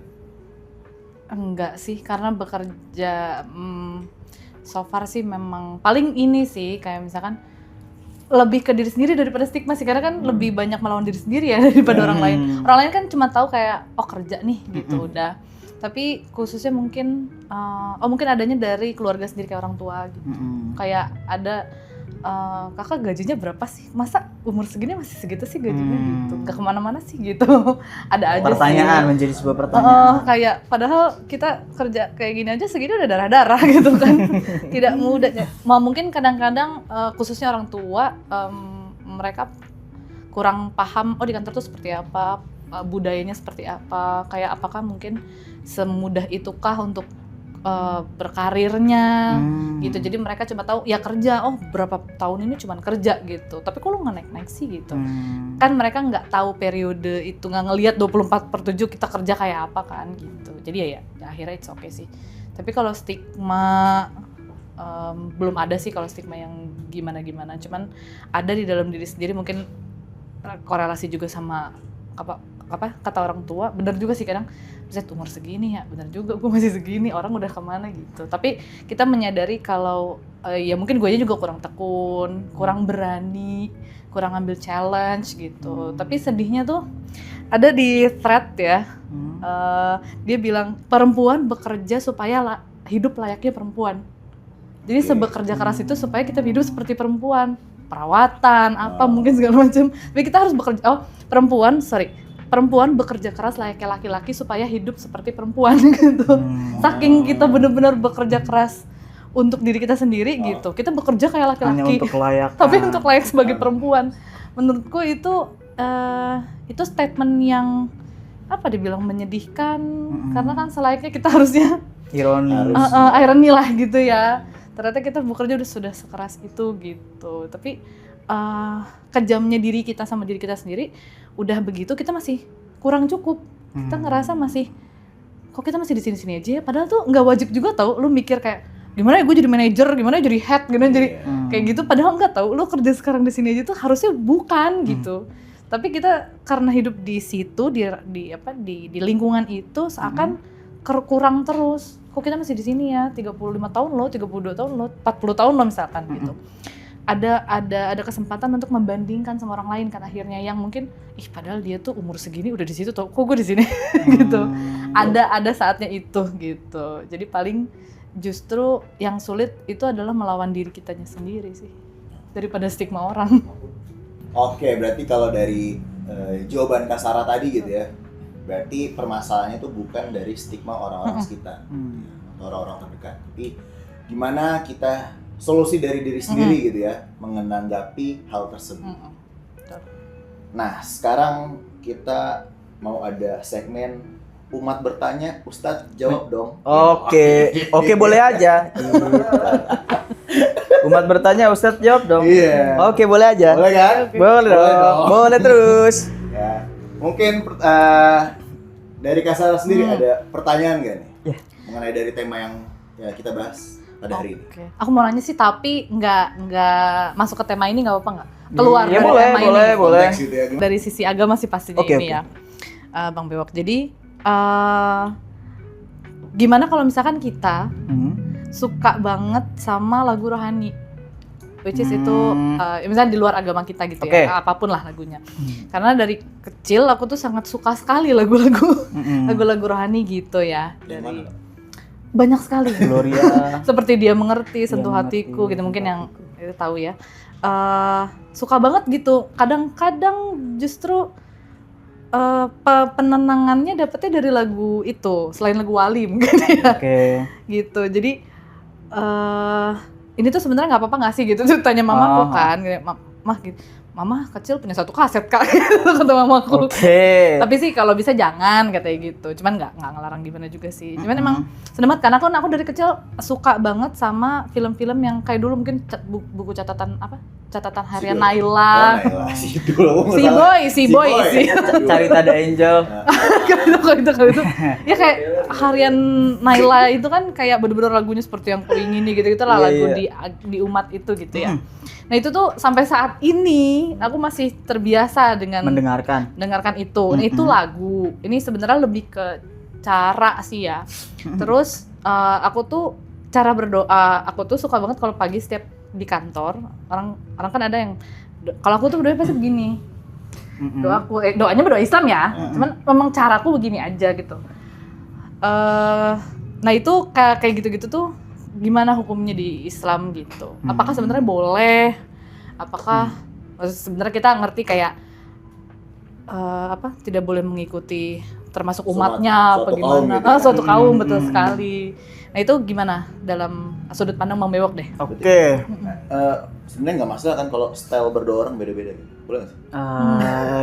Iya, kan punya style masing-masing gitu kan. Sekarang kalau berdoa ada yang gini, ada yang nunduk misalkan. Sekarang kalau berdoa mengharuskan kita mengangkat tangan, apakah berdoa orang buntung, Pak? Betul. Tolonglah. Ya kan? Betul, setidaknya harus mengangkat. Enggak, arti style bener, Bang Rajal. Gimana, Ustaz? Oke, baik, kalau dari bagaimana Islam ya, saya bukan representasi Islam lah ya, mungkin Muslim boleh. Gitu. Saya bagaimana pendapat Ustadz Honorer Bang Bewok sebagai seorang Muslim yang belajar gitu kali ya. Enak. Maka Apa yang pertama tadi saya tangkap pertanyaannya adalah tentang bagaimana kesenangan mendengar lagu rohani. Betul. Yang kedua adalah tata cara berdoa yang menyerupai gitu. Oke. Poin pertanyaan yang pertama. Jadi memang ada dua pendapat lah, kalau sebenarnya banyak, cuman kita rangkum aja lah. Ada dua aliran besar nih dalam pemikiran Islam, ulama-ulama berbeda pendapat terkait dengan lagu, musik, ya kan? Itu jatuhnya musik dong. Betul. Iya, alat musik. Nah itu kan ada, kita tahu bersama lah, ada yang mengharamkan, ada yang membolehkan. Nah maka kalau memang dari asalnya kita sudah memiliki keyakinan atas hukum atau memilih pandangan ulama yang menyatakan kalau musik ini haram, ya udah clear, kena di situ. Cuma kan ada alternatif pandangan. Di situ indahnya Islam. Ya artinya dinamis, solahun pikuli zaman wa makan, dia bisa relevan terus mengikuti perkembangan zaman dan segala tempat kondisi, kultural. Gitulah Islam cakep secara adaptasi. Nah kemudian yang kedua, musik tuh boleh apa enggak? Kan yang tadi bilang pertama enggak, yang kedua bilang boleh. Ya, musik itu boleh ternyata. Cuman itu kan tadinya gitu, musik yang mana yang diperbolehkan? Kan gitu. Apakah musik tersebut, lagu-lagu rohani itu adalah cara beribadahnya atau hanya sebatas musik saja, seni, art gitu. Kalau itu adalah caranya dia berdoa sebagaimana sholat gitu, maka tentu saja kena hukum. Ya, al-kafirun tegas. Kita tak sembah apa yang kau sembah, kau tak sembah apa yang aku sembah gitu. Itu kena tuh hukum. Jadi meskipun kita mendengarkannya boleh, tapi kalau itu tadi ini adalah cara berdoanya mereka, maka kita jangan lakukan. Iya, ibadah, masih karena ibadah. Nggak boleh campur aduk tuh, harus clear. Kalau misalkan ternyata kita hanya sebatas art, ya ini model-modelan Gus Dur nih. Ya, model-modelan Gus Dur nih. Gus Duri apa? Beliau lah agak-agak plural lah, bapak pluralisme ini. Ya selama tidak ganggu keyakinan. Anda tetap beriman pada Allah Subhanahu wa taala. Ya Anda menyanyikan itu hanya sebatas karya seni. Gitu kan, ada nilai seni, itu ada sebuah karya seni hanya sebagai itu, ya wes, it's fine selama Anda tetap yakin kayak gitu. Yang saya tahu Gus Dur tuh begitu kiranya. Ya, Puncak Natal boleh, gitu-gitu kan mirip-mirip nih. Betul. Kayak gini-gini gitu. Maka itu tadi ada varian banyak pendapat mana yang cocok. Jadi Kakak Sarah pilih yang mana yang cocok gitu sama Kakak Sarah. Maka yang bisa saya katakan di sini adalah yang paling terbaik adalah kita mengukur bahwa kita ini bisa bertambah kebaikan dan akhlaknya enggak Dengan mendengarkan lagu itu. Gitu. Makin memperkuat iman kita. Iya, Ya, karena betul. kalau saya pribadi mau ada patahlah percaya bahwa keimanan itu tidak hanya datang dari kamar sendiri untuk peningkatannya ya Pak. Itu. Keimanan itu bisa datang dari mana saja. Tuhan meliputi segala sesuatu, bikulli syai'in muhit. Allah meliputi segala sesuatu tanpa batasan. Di bodohnya pemahaman saya ya, mohon izin para ustadz, para kiai. Ya itu termasuk ke semuanya. Allah Subhanahu wa taala tuh bermanifestasi lah. Ekstrim banget bahasanya. Ya di dalam berbagai inilah. Dalam berbagai bentuk, artinya gak menutup kemungkinan hidayah Allah datang kepada kita dari sebuah lagu rohani yang notabene dalam pandangan umum berseberangan gitu. Jadi banyak tuh varian pendapatnya, tinggal dipilih yang cocok yang mana gitu. Tapi kita pastiin dulu tadi lagunya ini untuk tata cara beribadah kah? Iya, dipastiin knowledge-nya.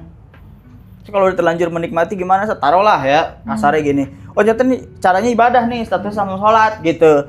Tapi aku senang, aku hobi. Ya udah, kau pilih hawa nafsumu untuk menikmatinya atau kau pilih perintah Tuhanmu kan gitu.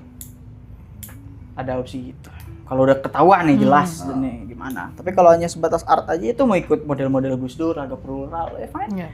Ada banyak lah. Ntar mereka yang tanggung jawabin tuh ulama-ulama itu. Kemudian yang kedua terkait apa tadi? Tata cara berdoa. Ada yang gini. Atau begini misalkan. Betul. Ya tata cara sebenarnya gini di Islam yang unik ya. Islam juga kan banyak nih tadi cara pandangnya. Begini aja tuh dipermasalahin sebenarnya. Nabi Ada yang kan begini, Harus ada yang ngangkat tangan gini. apa enggak? iya Betul. begini. Ini sebenarnya biar Ada pakai yang di gum. bawah atau harus angkat ke atas. Ya artinya merujuk pada keluasan. Beda-beda berarti. Iya, keluasan ilmu-ilmu di Islam yang mengatakan begini dan itu memang tentunya bersandar pada dalil ya. Ulama yang ngomong bukan Ustadz Honorer. Ustadz Honorer boleh dibuang omongan. Tapi kalau ulama pikirin kalau mau dibuang omongan gitu loh. Ini bukan orang yang kaliber ecek-ecek gitu. Ya artinya begini nih, taruhlah. Cuman kan bentroknya di sebuah hadis man tasyabbaha biqaumin fahuwa minhum. Siapa yang menyerupai suatu kaum maka dia bagian darinya. Bagian dari kaum itu. Ya artinya begini pun juga bisa menyerupai kaum sebelah. Itu kan maksudnya identitas. Kaum sebelah juga ada kok yang berdoanya tidak begini kan. Artinya biasa saja, nggak wajib begini juga. Terus ada juga yang megang dada bagaimana. Ya itulah artinya kembali kepada tata cara itu. Berdoa. Nah, ini berdoa untuk apa konteksnya? Maksudnya berdoa untuk Berdoa harian. Harian. Kayak memulai pekerjaan misalnya gitu setiap pagi. Maka hadis-hadis Nabi itu lebih membuatlah tata cara aturan berdoanya kita tuh begini. Yang pertama, ya kan, begini. Tangannya menadah. Gitu. Menengadah atau ada yang sampai keteknya Mengangkat kelihatan tangan, ya. gitu, tinggi begini. Itu sih yang diaturi yang diakomodir oleh nas dalil. Adapun begini, saya belum pernah mendapati. Ya. Di dalam Quran, hadis atau apapun Anjuran atau larangan gitu ya. iya begitu. Maka statusnya berdoa dengan cara begini itu dalam bodohnya saya ini resiko. Resiko jatuh ke hadis yang tadi tasyabah karena menyerupai itu bisa resiko ke sana. Cuma resiko aja boleh apa enggak ya boleh aja sebenarnya. Cuman tahu resiko, resikonya lumayan soalnya kan. Artinya menjadi bagian dari mereka tanpa kita sadari. Maka ikutin aja udah jelas tuh tata caranya begini atau begini atau banyak lah kita pelajari lagi literasi keislamannya, adab-adab berdoa gitu. Posisi tangan. Nah, itu yang dipilih tuh yang memang terakomodir oleh nas. Kalau yang tidak terakomodir oleh dalil resiko aja. Yang lebih representatif ke Iya, agama betul. kita gitu ya. Jadi ada landasannya lah enak juganya kita. Gitu, Kak. Kurang Oke. lebih. Terima kasih Ustadz Honorer kita. Terima kasih nih Ustadz Honorer atas jawaban Yoi. yang diplomatis. Sangat, Gitu. betul diplomatis sekali. Diplomatis wajib. Betul. Dan sangat penjawab ya. Iya. Nah, itu. Insya Allah, mudah-mudahan. Jadi kita untuk berusaha berhati-hati ya kan. Iya, kehati-hatian dalam agama. Kehati-hatian itu penting, khususnya dalam di beragama itu sendiri. Tadi kan pertanyaan dari pihak wanita, walaupun di luar konteks. Kita balik Betul. lagi, Fine. berdasarkan konteks yang kita bahas gitu ya, mewakili halayak pria, gitu ya. Kalau tadi Kak Sarah statement awalnya bilang biasanya untuk perempuan atau wanita gitu ya, yang berkarir, apalagi berkarirnya sudah lama, gitu ya, sudah punya jabatan misalkan, dan sekarang masih single sendiri gitu ya, itu biasanya cenderung karena udah merasa udah berdaya, udah mampu sendiri, nikah itu kan bukan hal yang menjadi sebuah prioritas. Tapi kodratnya itu ya, wanita itu kan dipertanggungjawabkan. Iya benar. Ya kan? Di-provide lah pengennya. Dinafkahi secara Disayang. material dan non materi. Betul. Gitu ya. Betul. Nah, ini pertanyaan dari netizen nih, Betul. Kak. Gimana kalau diminta untuk jadi misalkan istri kedua atau ketiga gitu ya. Tapi yang orang ini gitu ya, dia konglomerat gitu ya. Terus fix gitu ngasih nafkah misalkan 1M per bulan. Nggak kurang tuh ya. Nggak kurang gitu ya. Lebih bahkan misalkan. Lu Habis. pegang nih ATM gua misalkan. Wih, Gitu kan. Pakai deh setiap bulannya gitu ya. Nah, berubah nggak nih Mau gitu pandangannya? untuk Iya, mau nggak gitu. Jawabannya dulu hingga saat ini ya. Hingga saat ini tidak. Tidak. Pertama karena tidak apa ya, wanita nggak bohong lah gitu, nggak bohong, nggak ada wanita yang sanggup untuk terbelah gitu, maksudnya dibagi lah gitu, dibagi nggak ada. Pasti kalau nanya mungkin wanita ini entah menjadi dinikahi ataupun tidak. Jadi yang kedua itu tanya personal, pasti dia tidak mau, pasti nggak mau dengan walaupun dengan alasan apapun ya di belakang. Pasti kalau ditanya nggak mau dan ngeselin gitu, maksudnya nggak akan semua. Oke, saya rela di madu gitu, dibagi gitu, pasti keselah gitu. Pertama itu, dan aku sendiri belum sanggup untuk kayak nggak apa-apa deh, yang penting uangnya, belum sanggup juga. Walaupun butuh yang mapan gitu ya istilahnya. Terus juga yang kedua, cerminan ke diri sendiri aja. Untuk diri sendiri aja kita belum bisa adil. Itu dari aku ya. Aku nggak ngomongin cowok nih, nggak ngomongin lawannya atau kawannya, tapi aku ngomongin aku aja kadang adil sama badan sendiri aja belum bisa. Bagaimana aku meyakini seseorang bisa adil terhadap orang lain? Aku merasa aku tidak yakin dengan diriku, apalagi harus yakin sama orang lain. Nah itu sampai dengan saat ini tidak. Gitu. Jadi katakan tidak terhadap menjadi selain yang satu-satunya. Oke, menarik sekali, luar biasa. Semakin memperkuat statement di awal tadi gitu ya. Betul. Dan wanita mana sih yang dikasih? Ada kok, aku pun mengenal orang-orang yang akhirnya ya udah deh nggak apa-apa gue di madu. Tapi kan kita tidak tahu setiap tidur apakah apa pikirannya, setiap suaminya tidak ada. Apakah murni dari hati Betul. atau wujud kelelahan sesaat gitu. Gak apa-apa deh, laki gue gak ada sebelah gue. Bohong. Pasti kemana dia? Walaupun dia mengantongi 50 juta per menit pun ya. Tetap kehadirannya. Gak bisa. Pasti itu udah nature-nya perempuan sih kayaknya ya. Oke. Atau Kehadiran secara fisiknya gitu ya, emosionalnya itu yang dibutuhkan oleh wanita. Insting perempuan luar biasa. Oke, luar biasa. Itu jawabannya. Memang pertanyaannya. Terima kasih ya. Itu siapa? Ada. Mirip orang-orang. Cukup ya. Terima kasih ya pertanyaan yang cukup aneh itu. Oke. Ya emang orang-orang kadang-kadang kalau udah penasaran tuh aneh. Betul. Ya.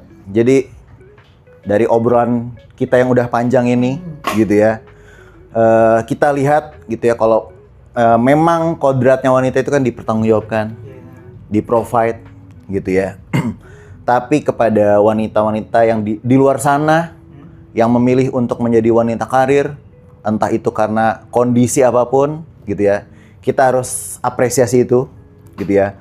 Bahkan Islam sendiri itu juga memang memperbolehkan gitu kan wanita untuk bekerja kalau memang dia punya kapasitas, punya capability, punya kompetensi di situ, dan pastinya pekerjaannya itu selama tidak melanggar syariat-syariat gitu ya.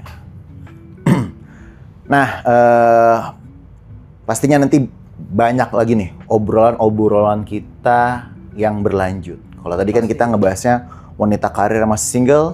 Mungkin nanti di obrolan kita yang selanjutnya nih ya, Kak Sarah ya. Kita bakal ngebahas gimana kalau nanti si wanita itu sudah menjadi istri atau bahkan bisa jadi ketika sudah menjadi seorang ibu. Lebih luas lagi tuh ya. Lebih luas lagi tuh pandangan. Bagi kalau udah jadi nenek-nenek masih kerja. Iya betul. Banyak. Ada kan? Nenek Kepulauan. Kepulauan tuh. Bakalan seru ya Bang. Pasti bakal seru. Oke. Jadi teman-teman pantengin terus channel Anak Bos gitu ya. Kita akan lanjut lagi dengan obrolan yang lebih seru pastinya. Dan menarik. Dan yang pastinya juga menarik untuk kita bahas ya. Terima kasih untuk Kak Sarah dan juga Ustadz honorer kita. Terima kasih Bang Bewo. Ya untuk pandangan-pandangannya pada tema hari ini. Pantengin terus channel Anak Bos. Terima kasih. Assalamualaikum warahmatullahi wabarakatuh. Waalaikumsalam warahmatullahi wabarakatuh. Islam di hati, titik gak pakai koma. Jangan salah paham, tetap cinta agama. Cuma gayaku beda, bukan drama. Anak boarding school, gaya kayak bos.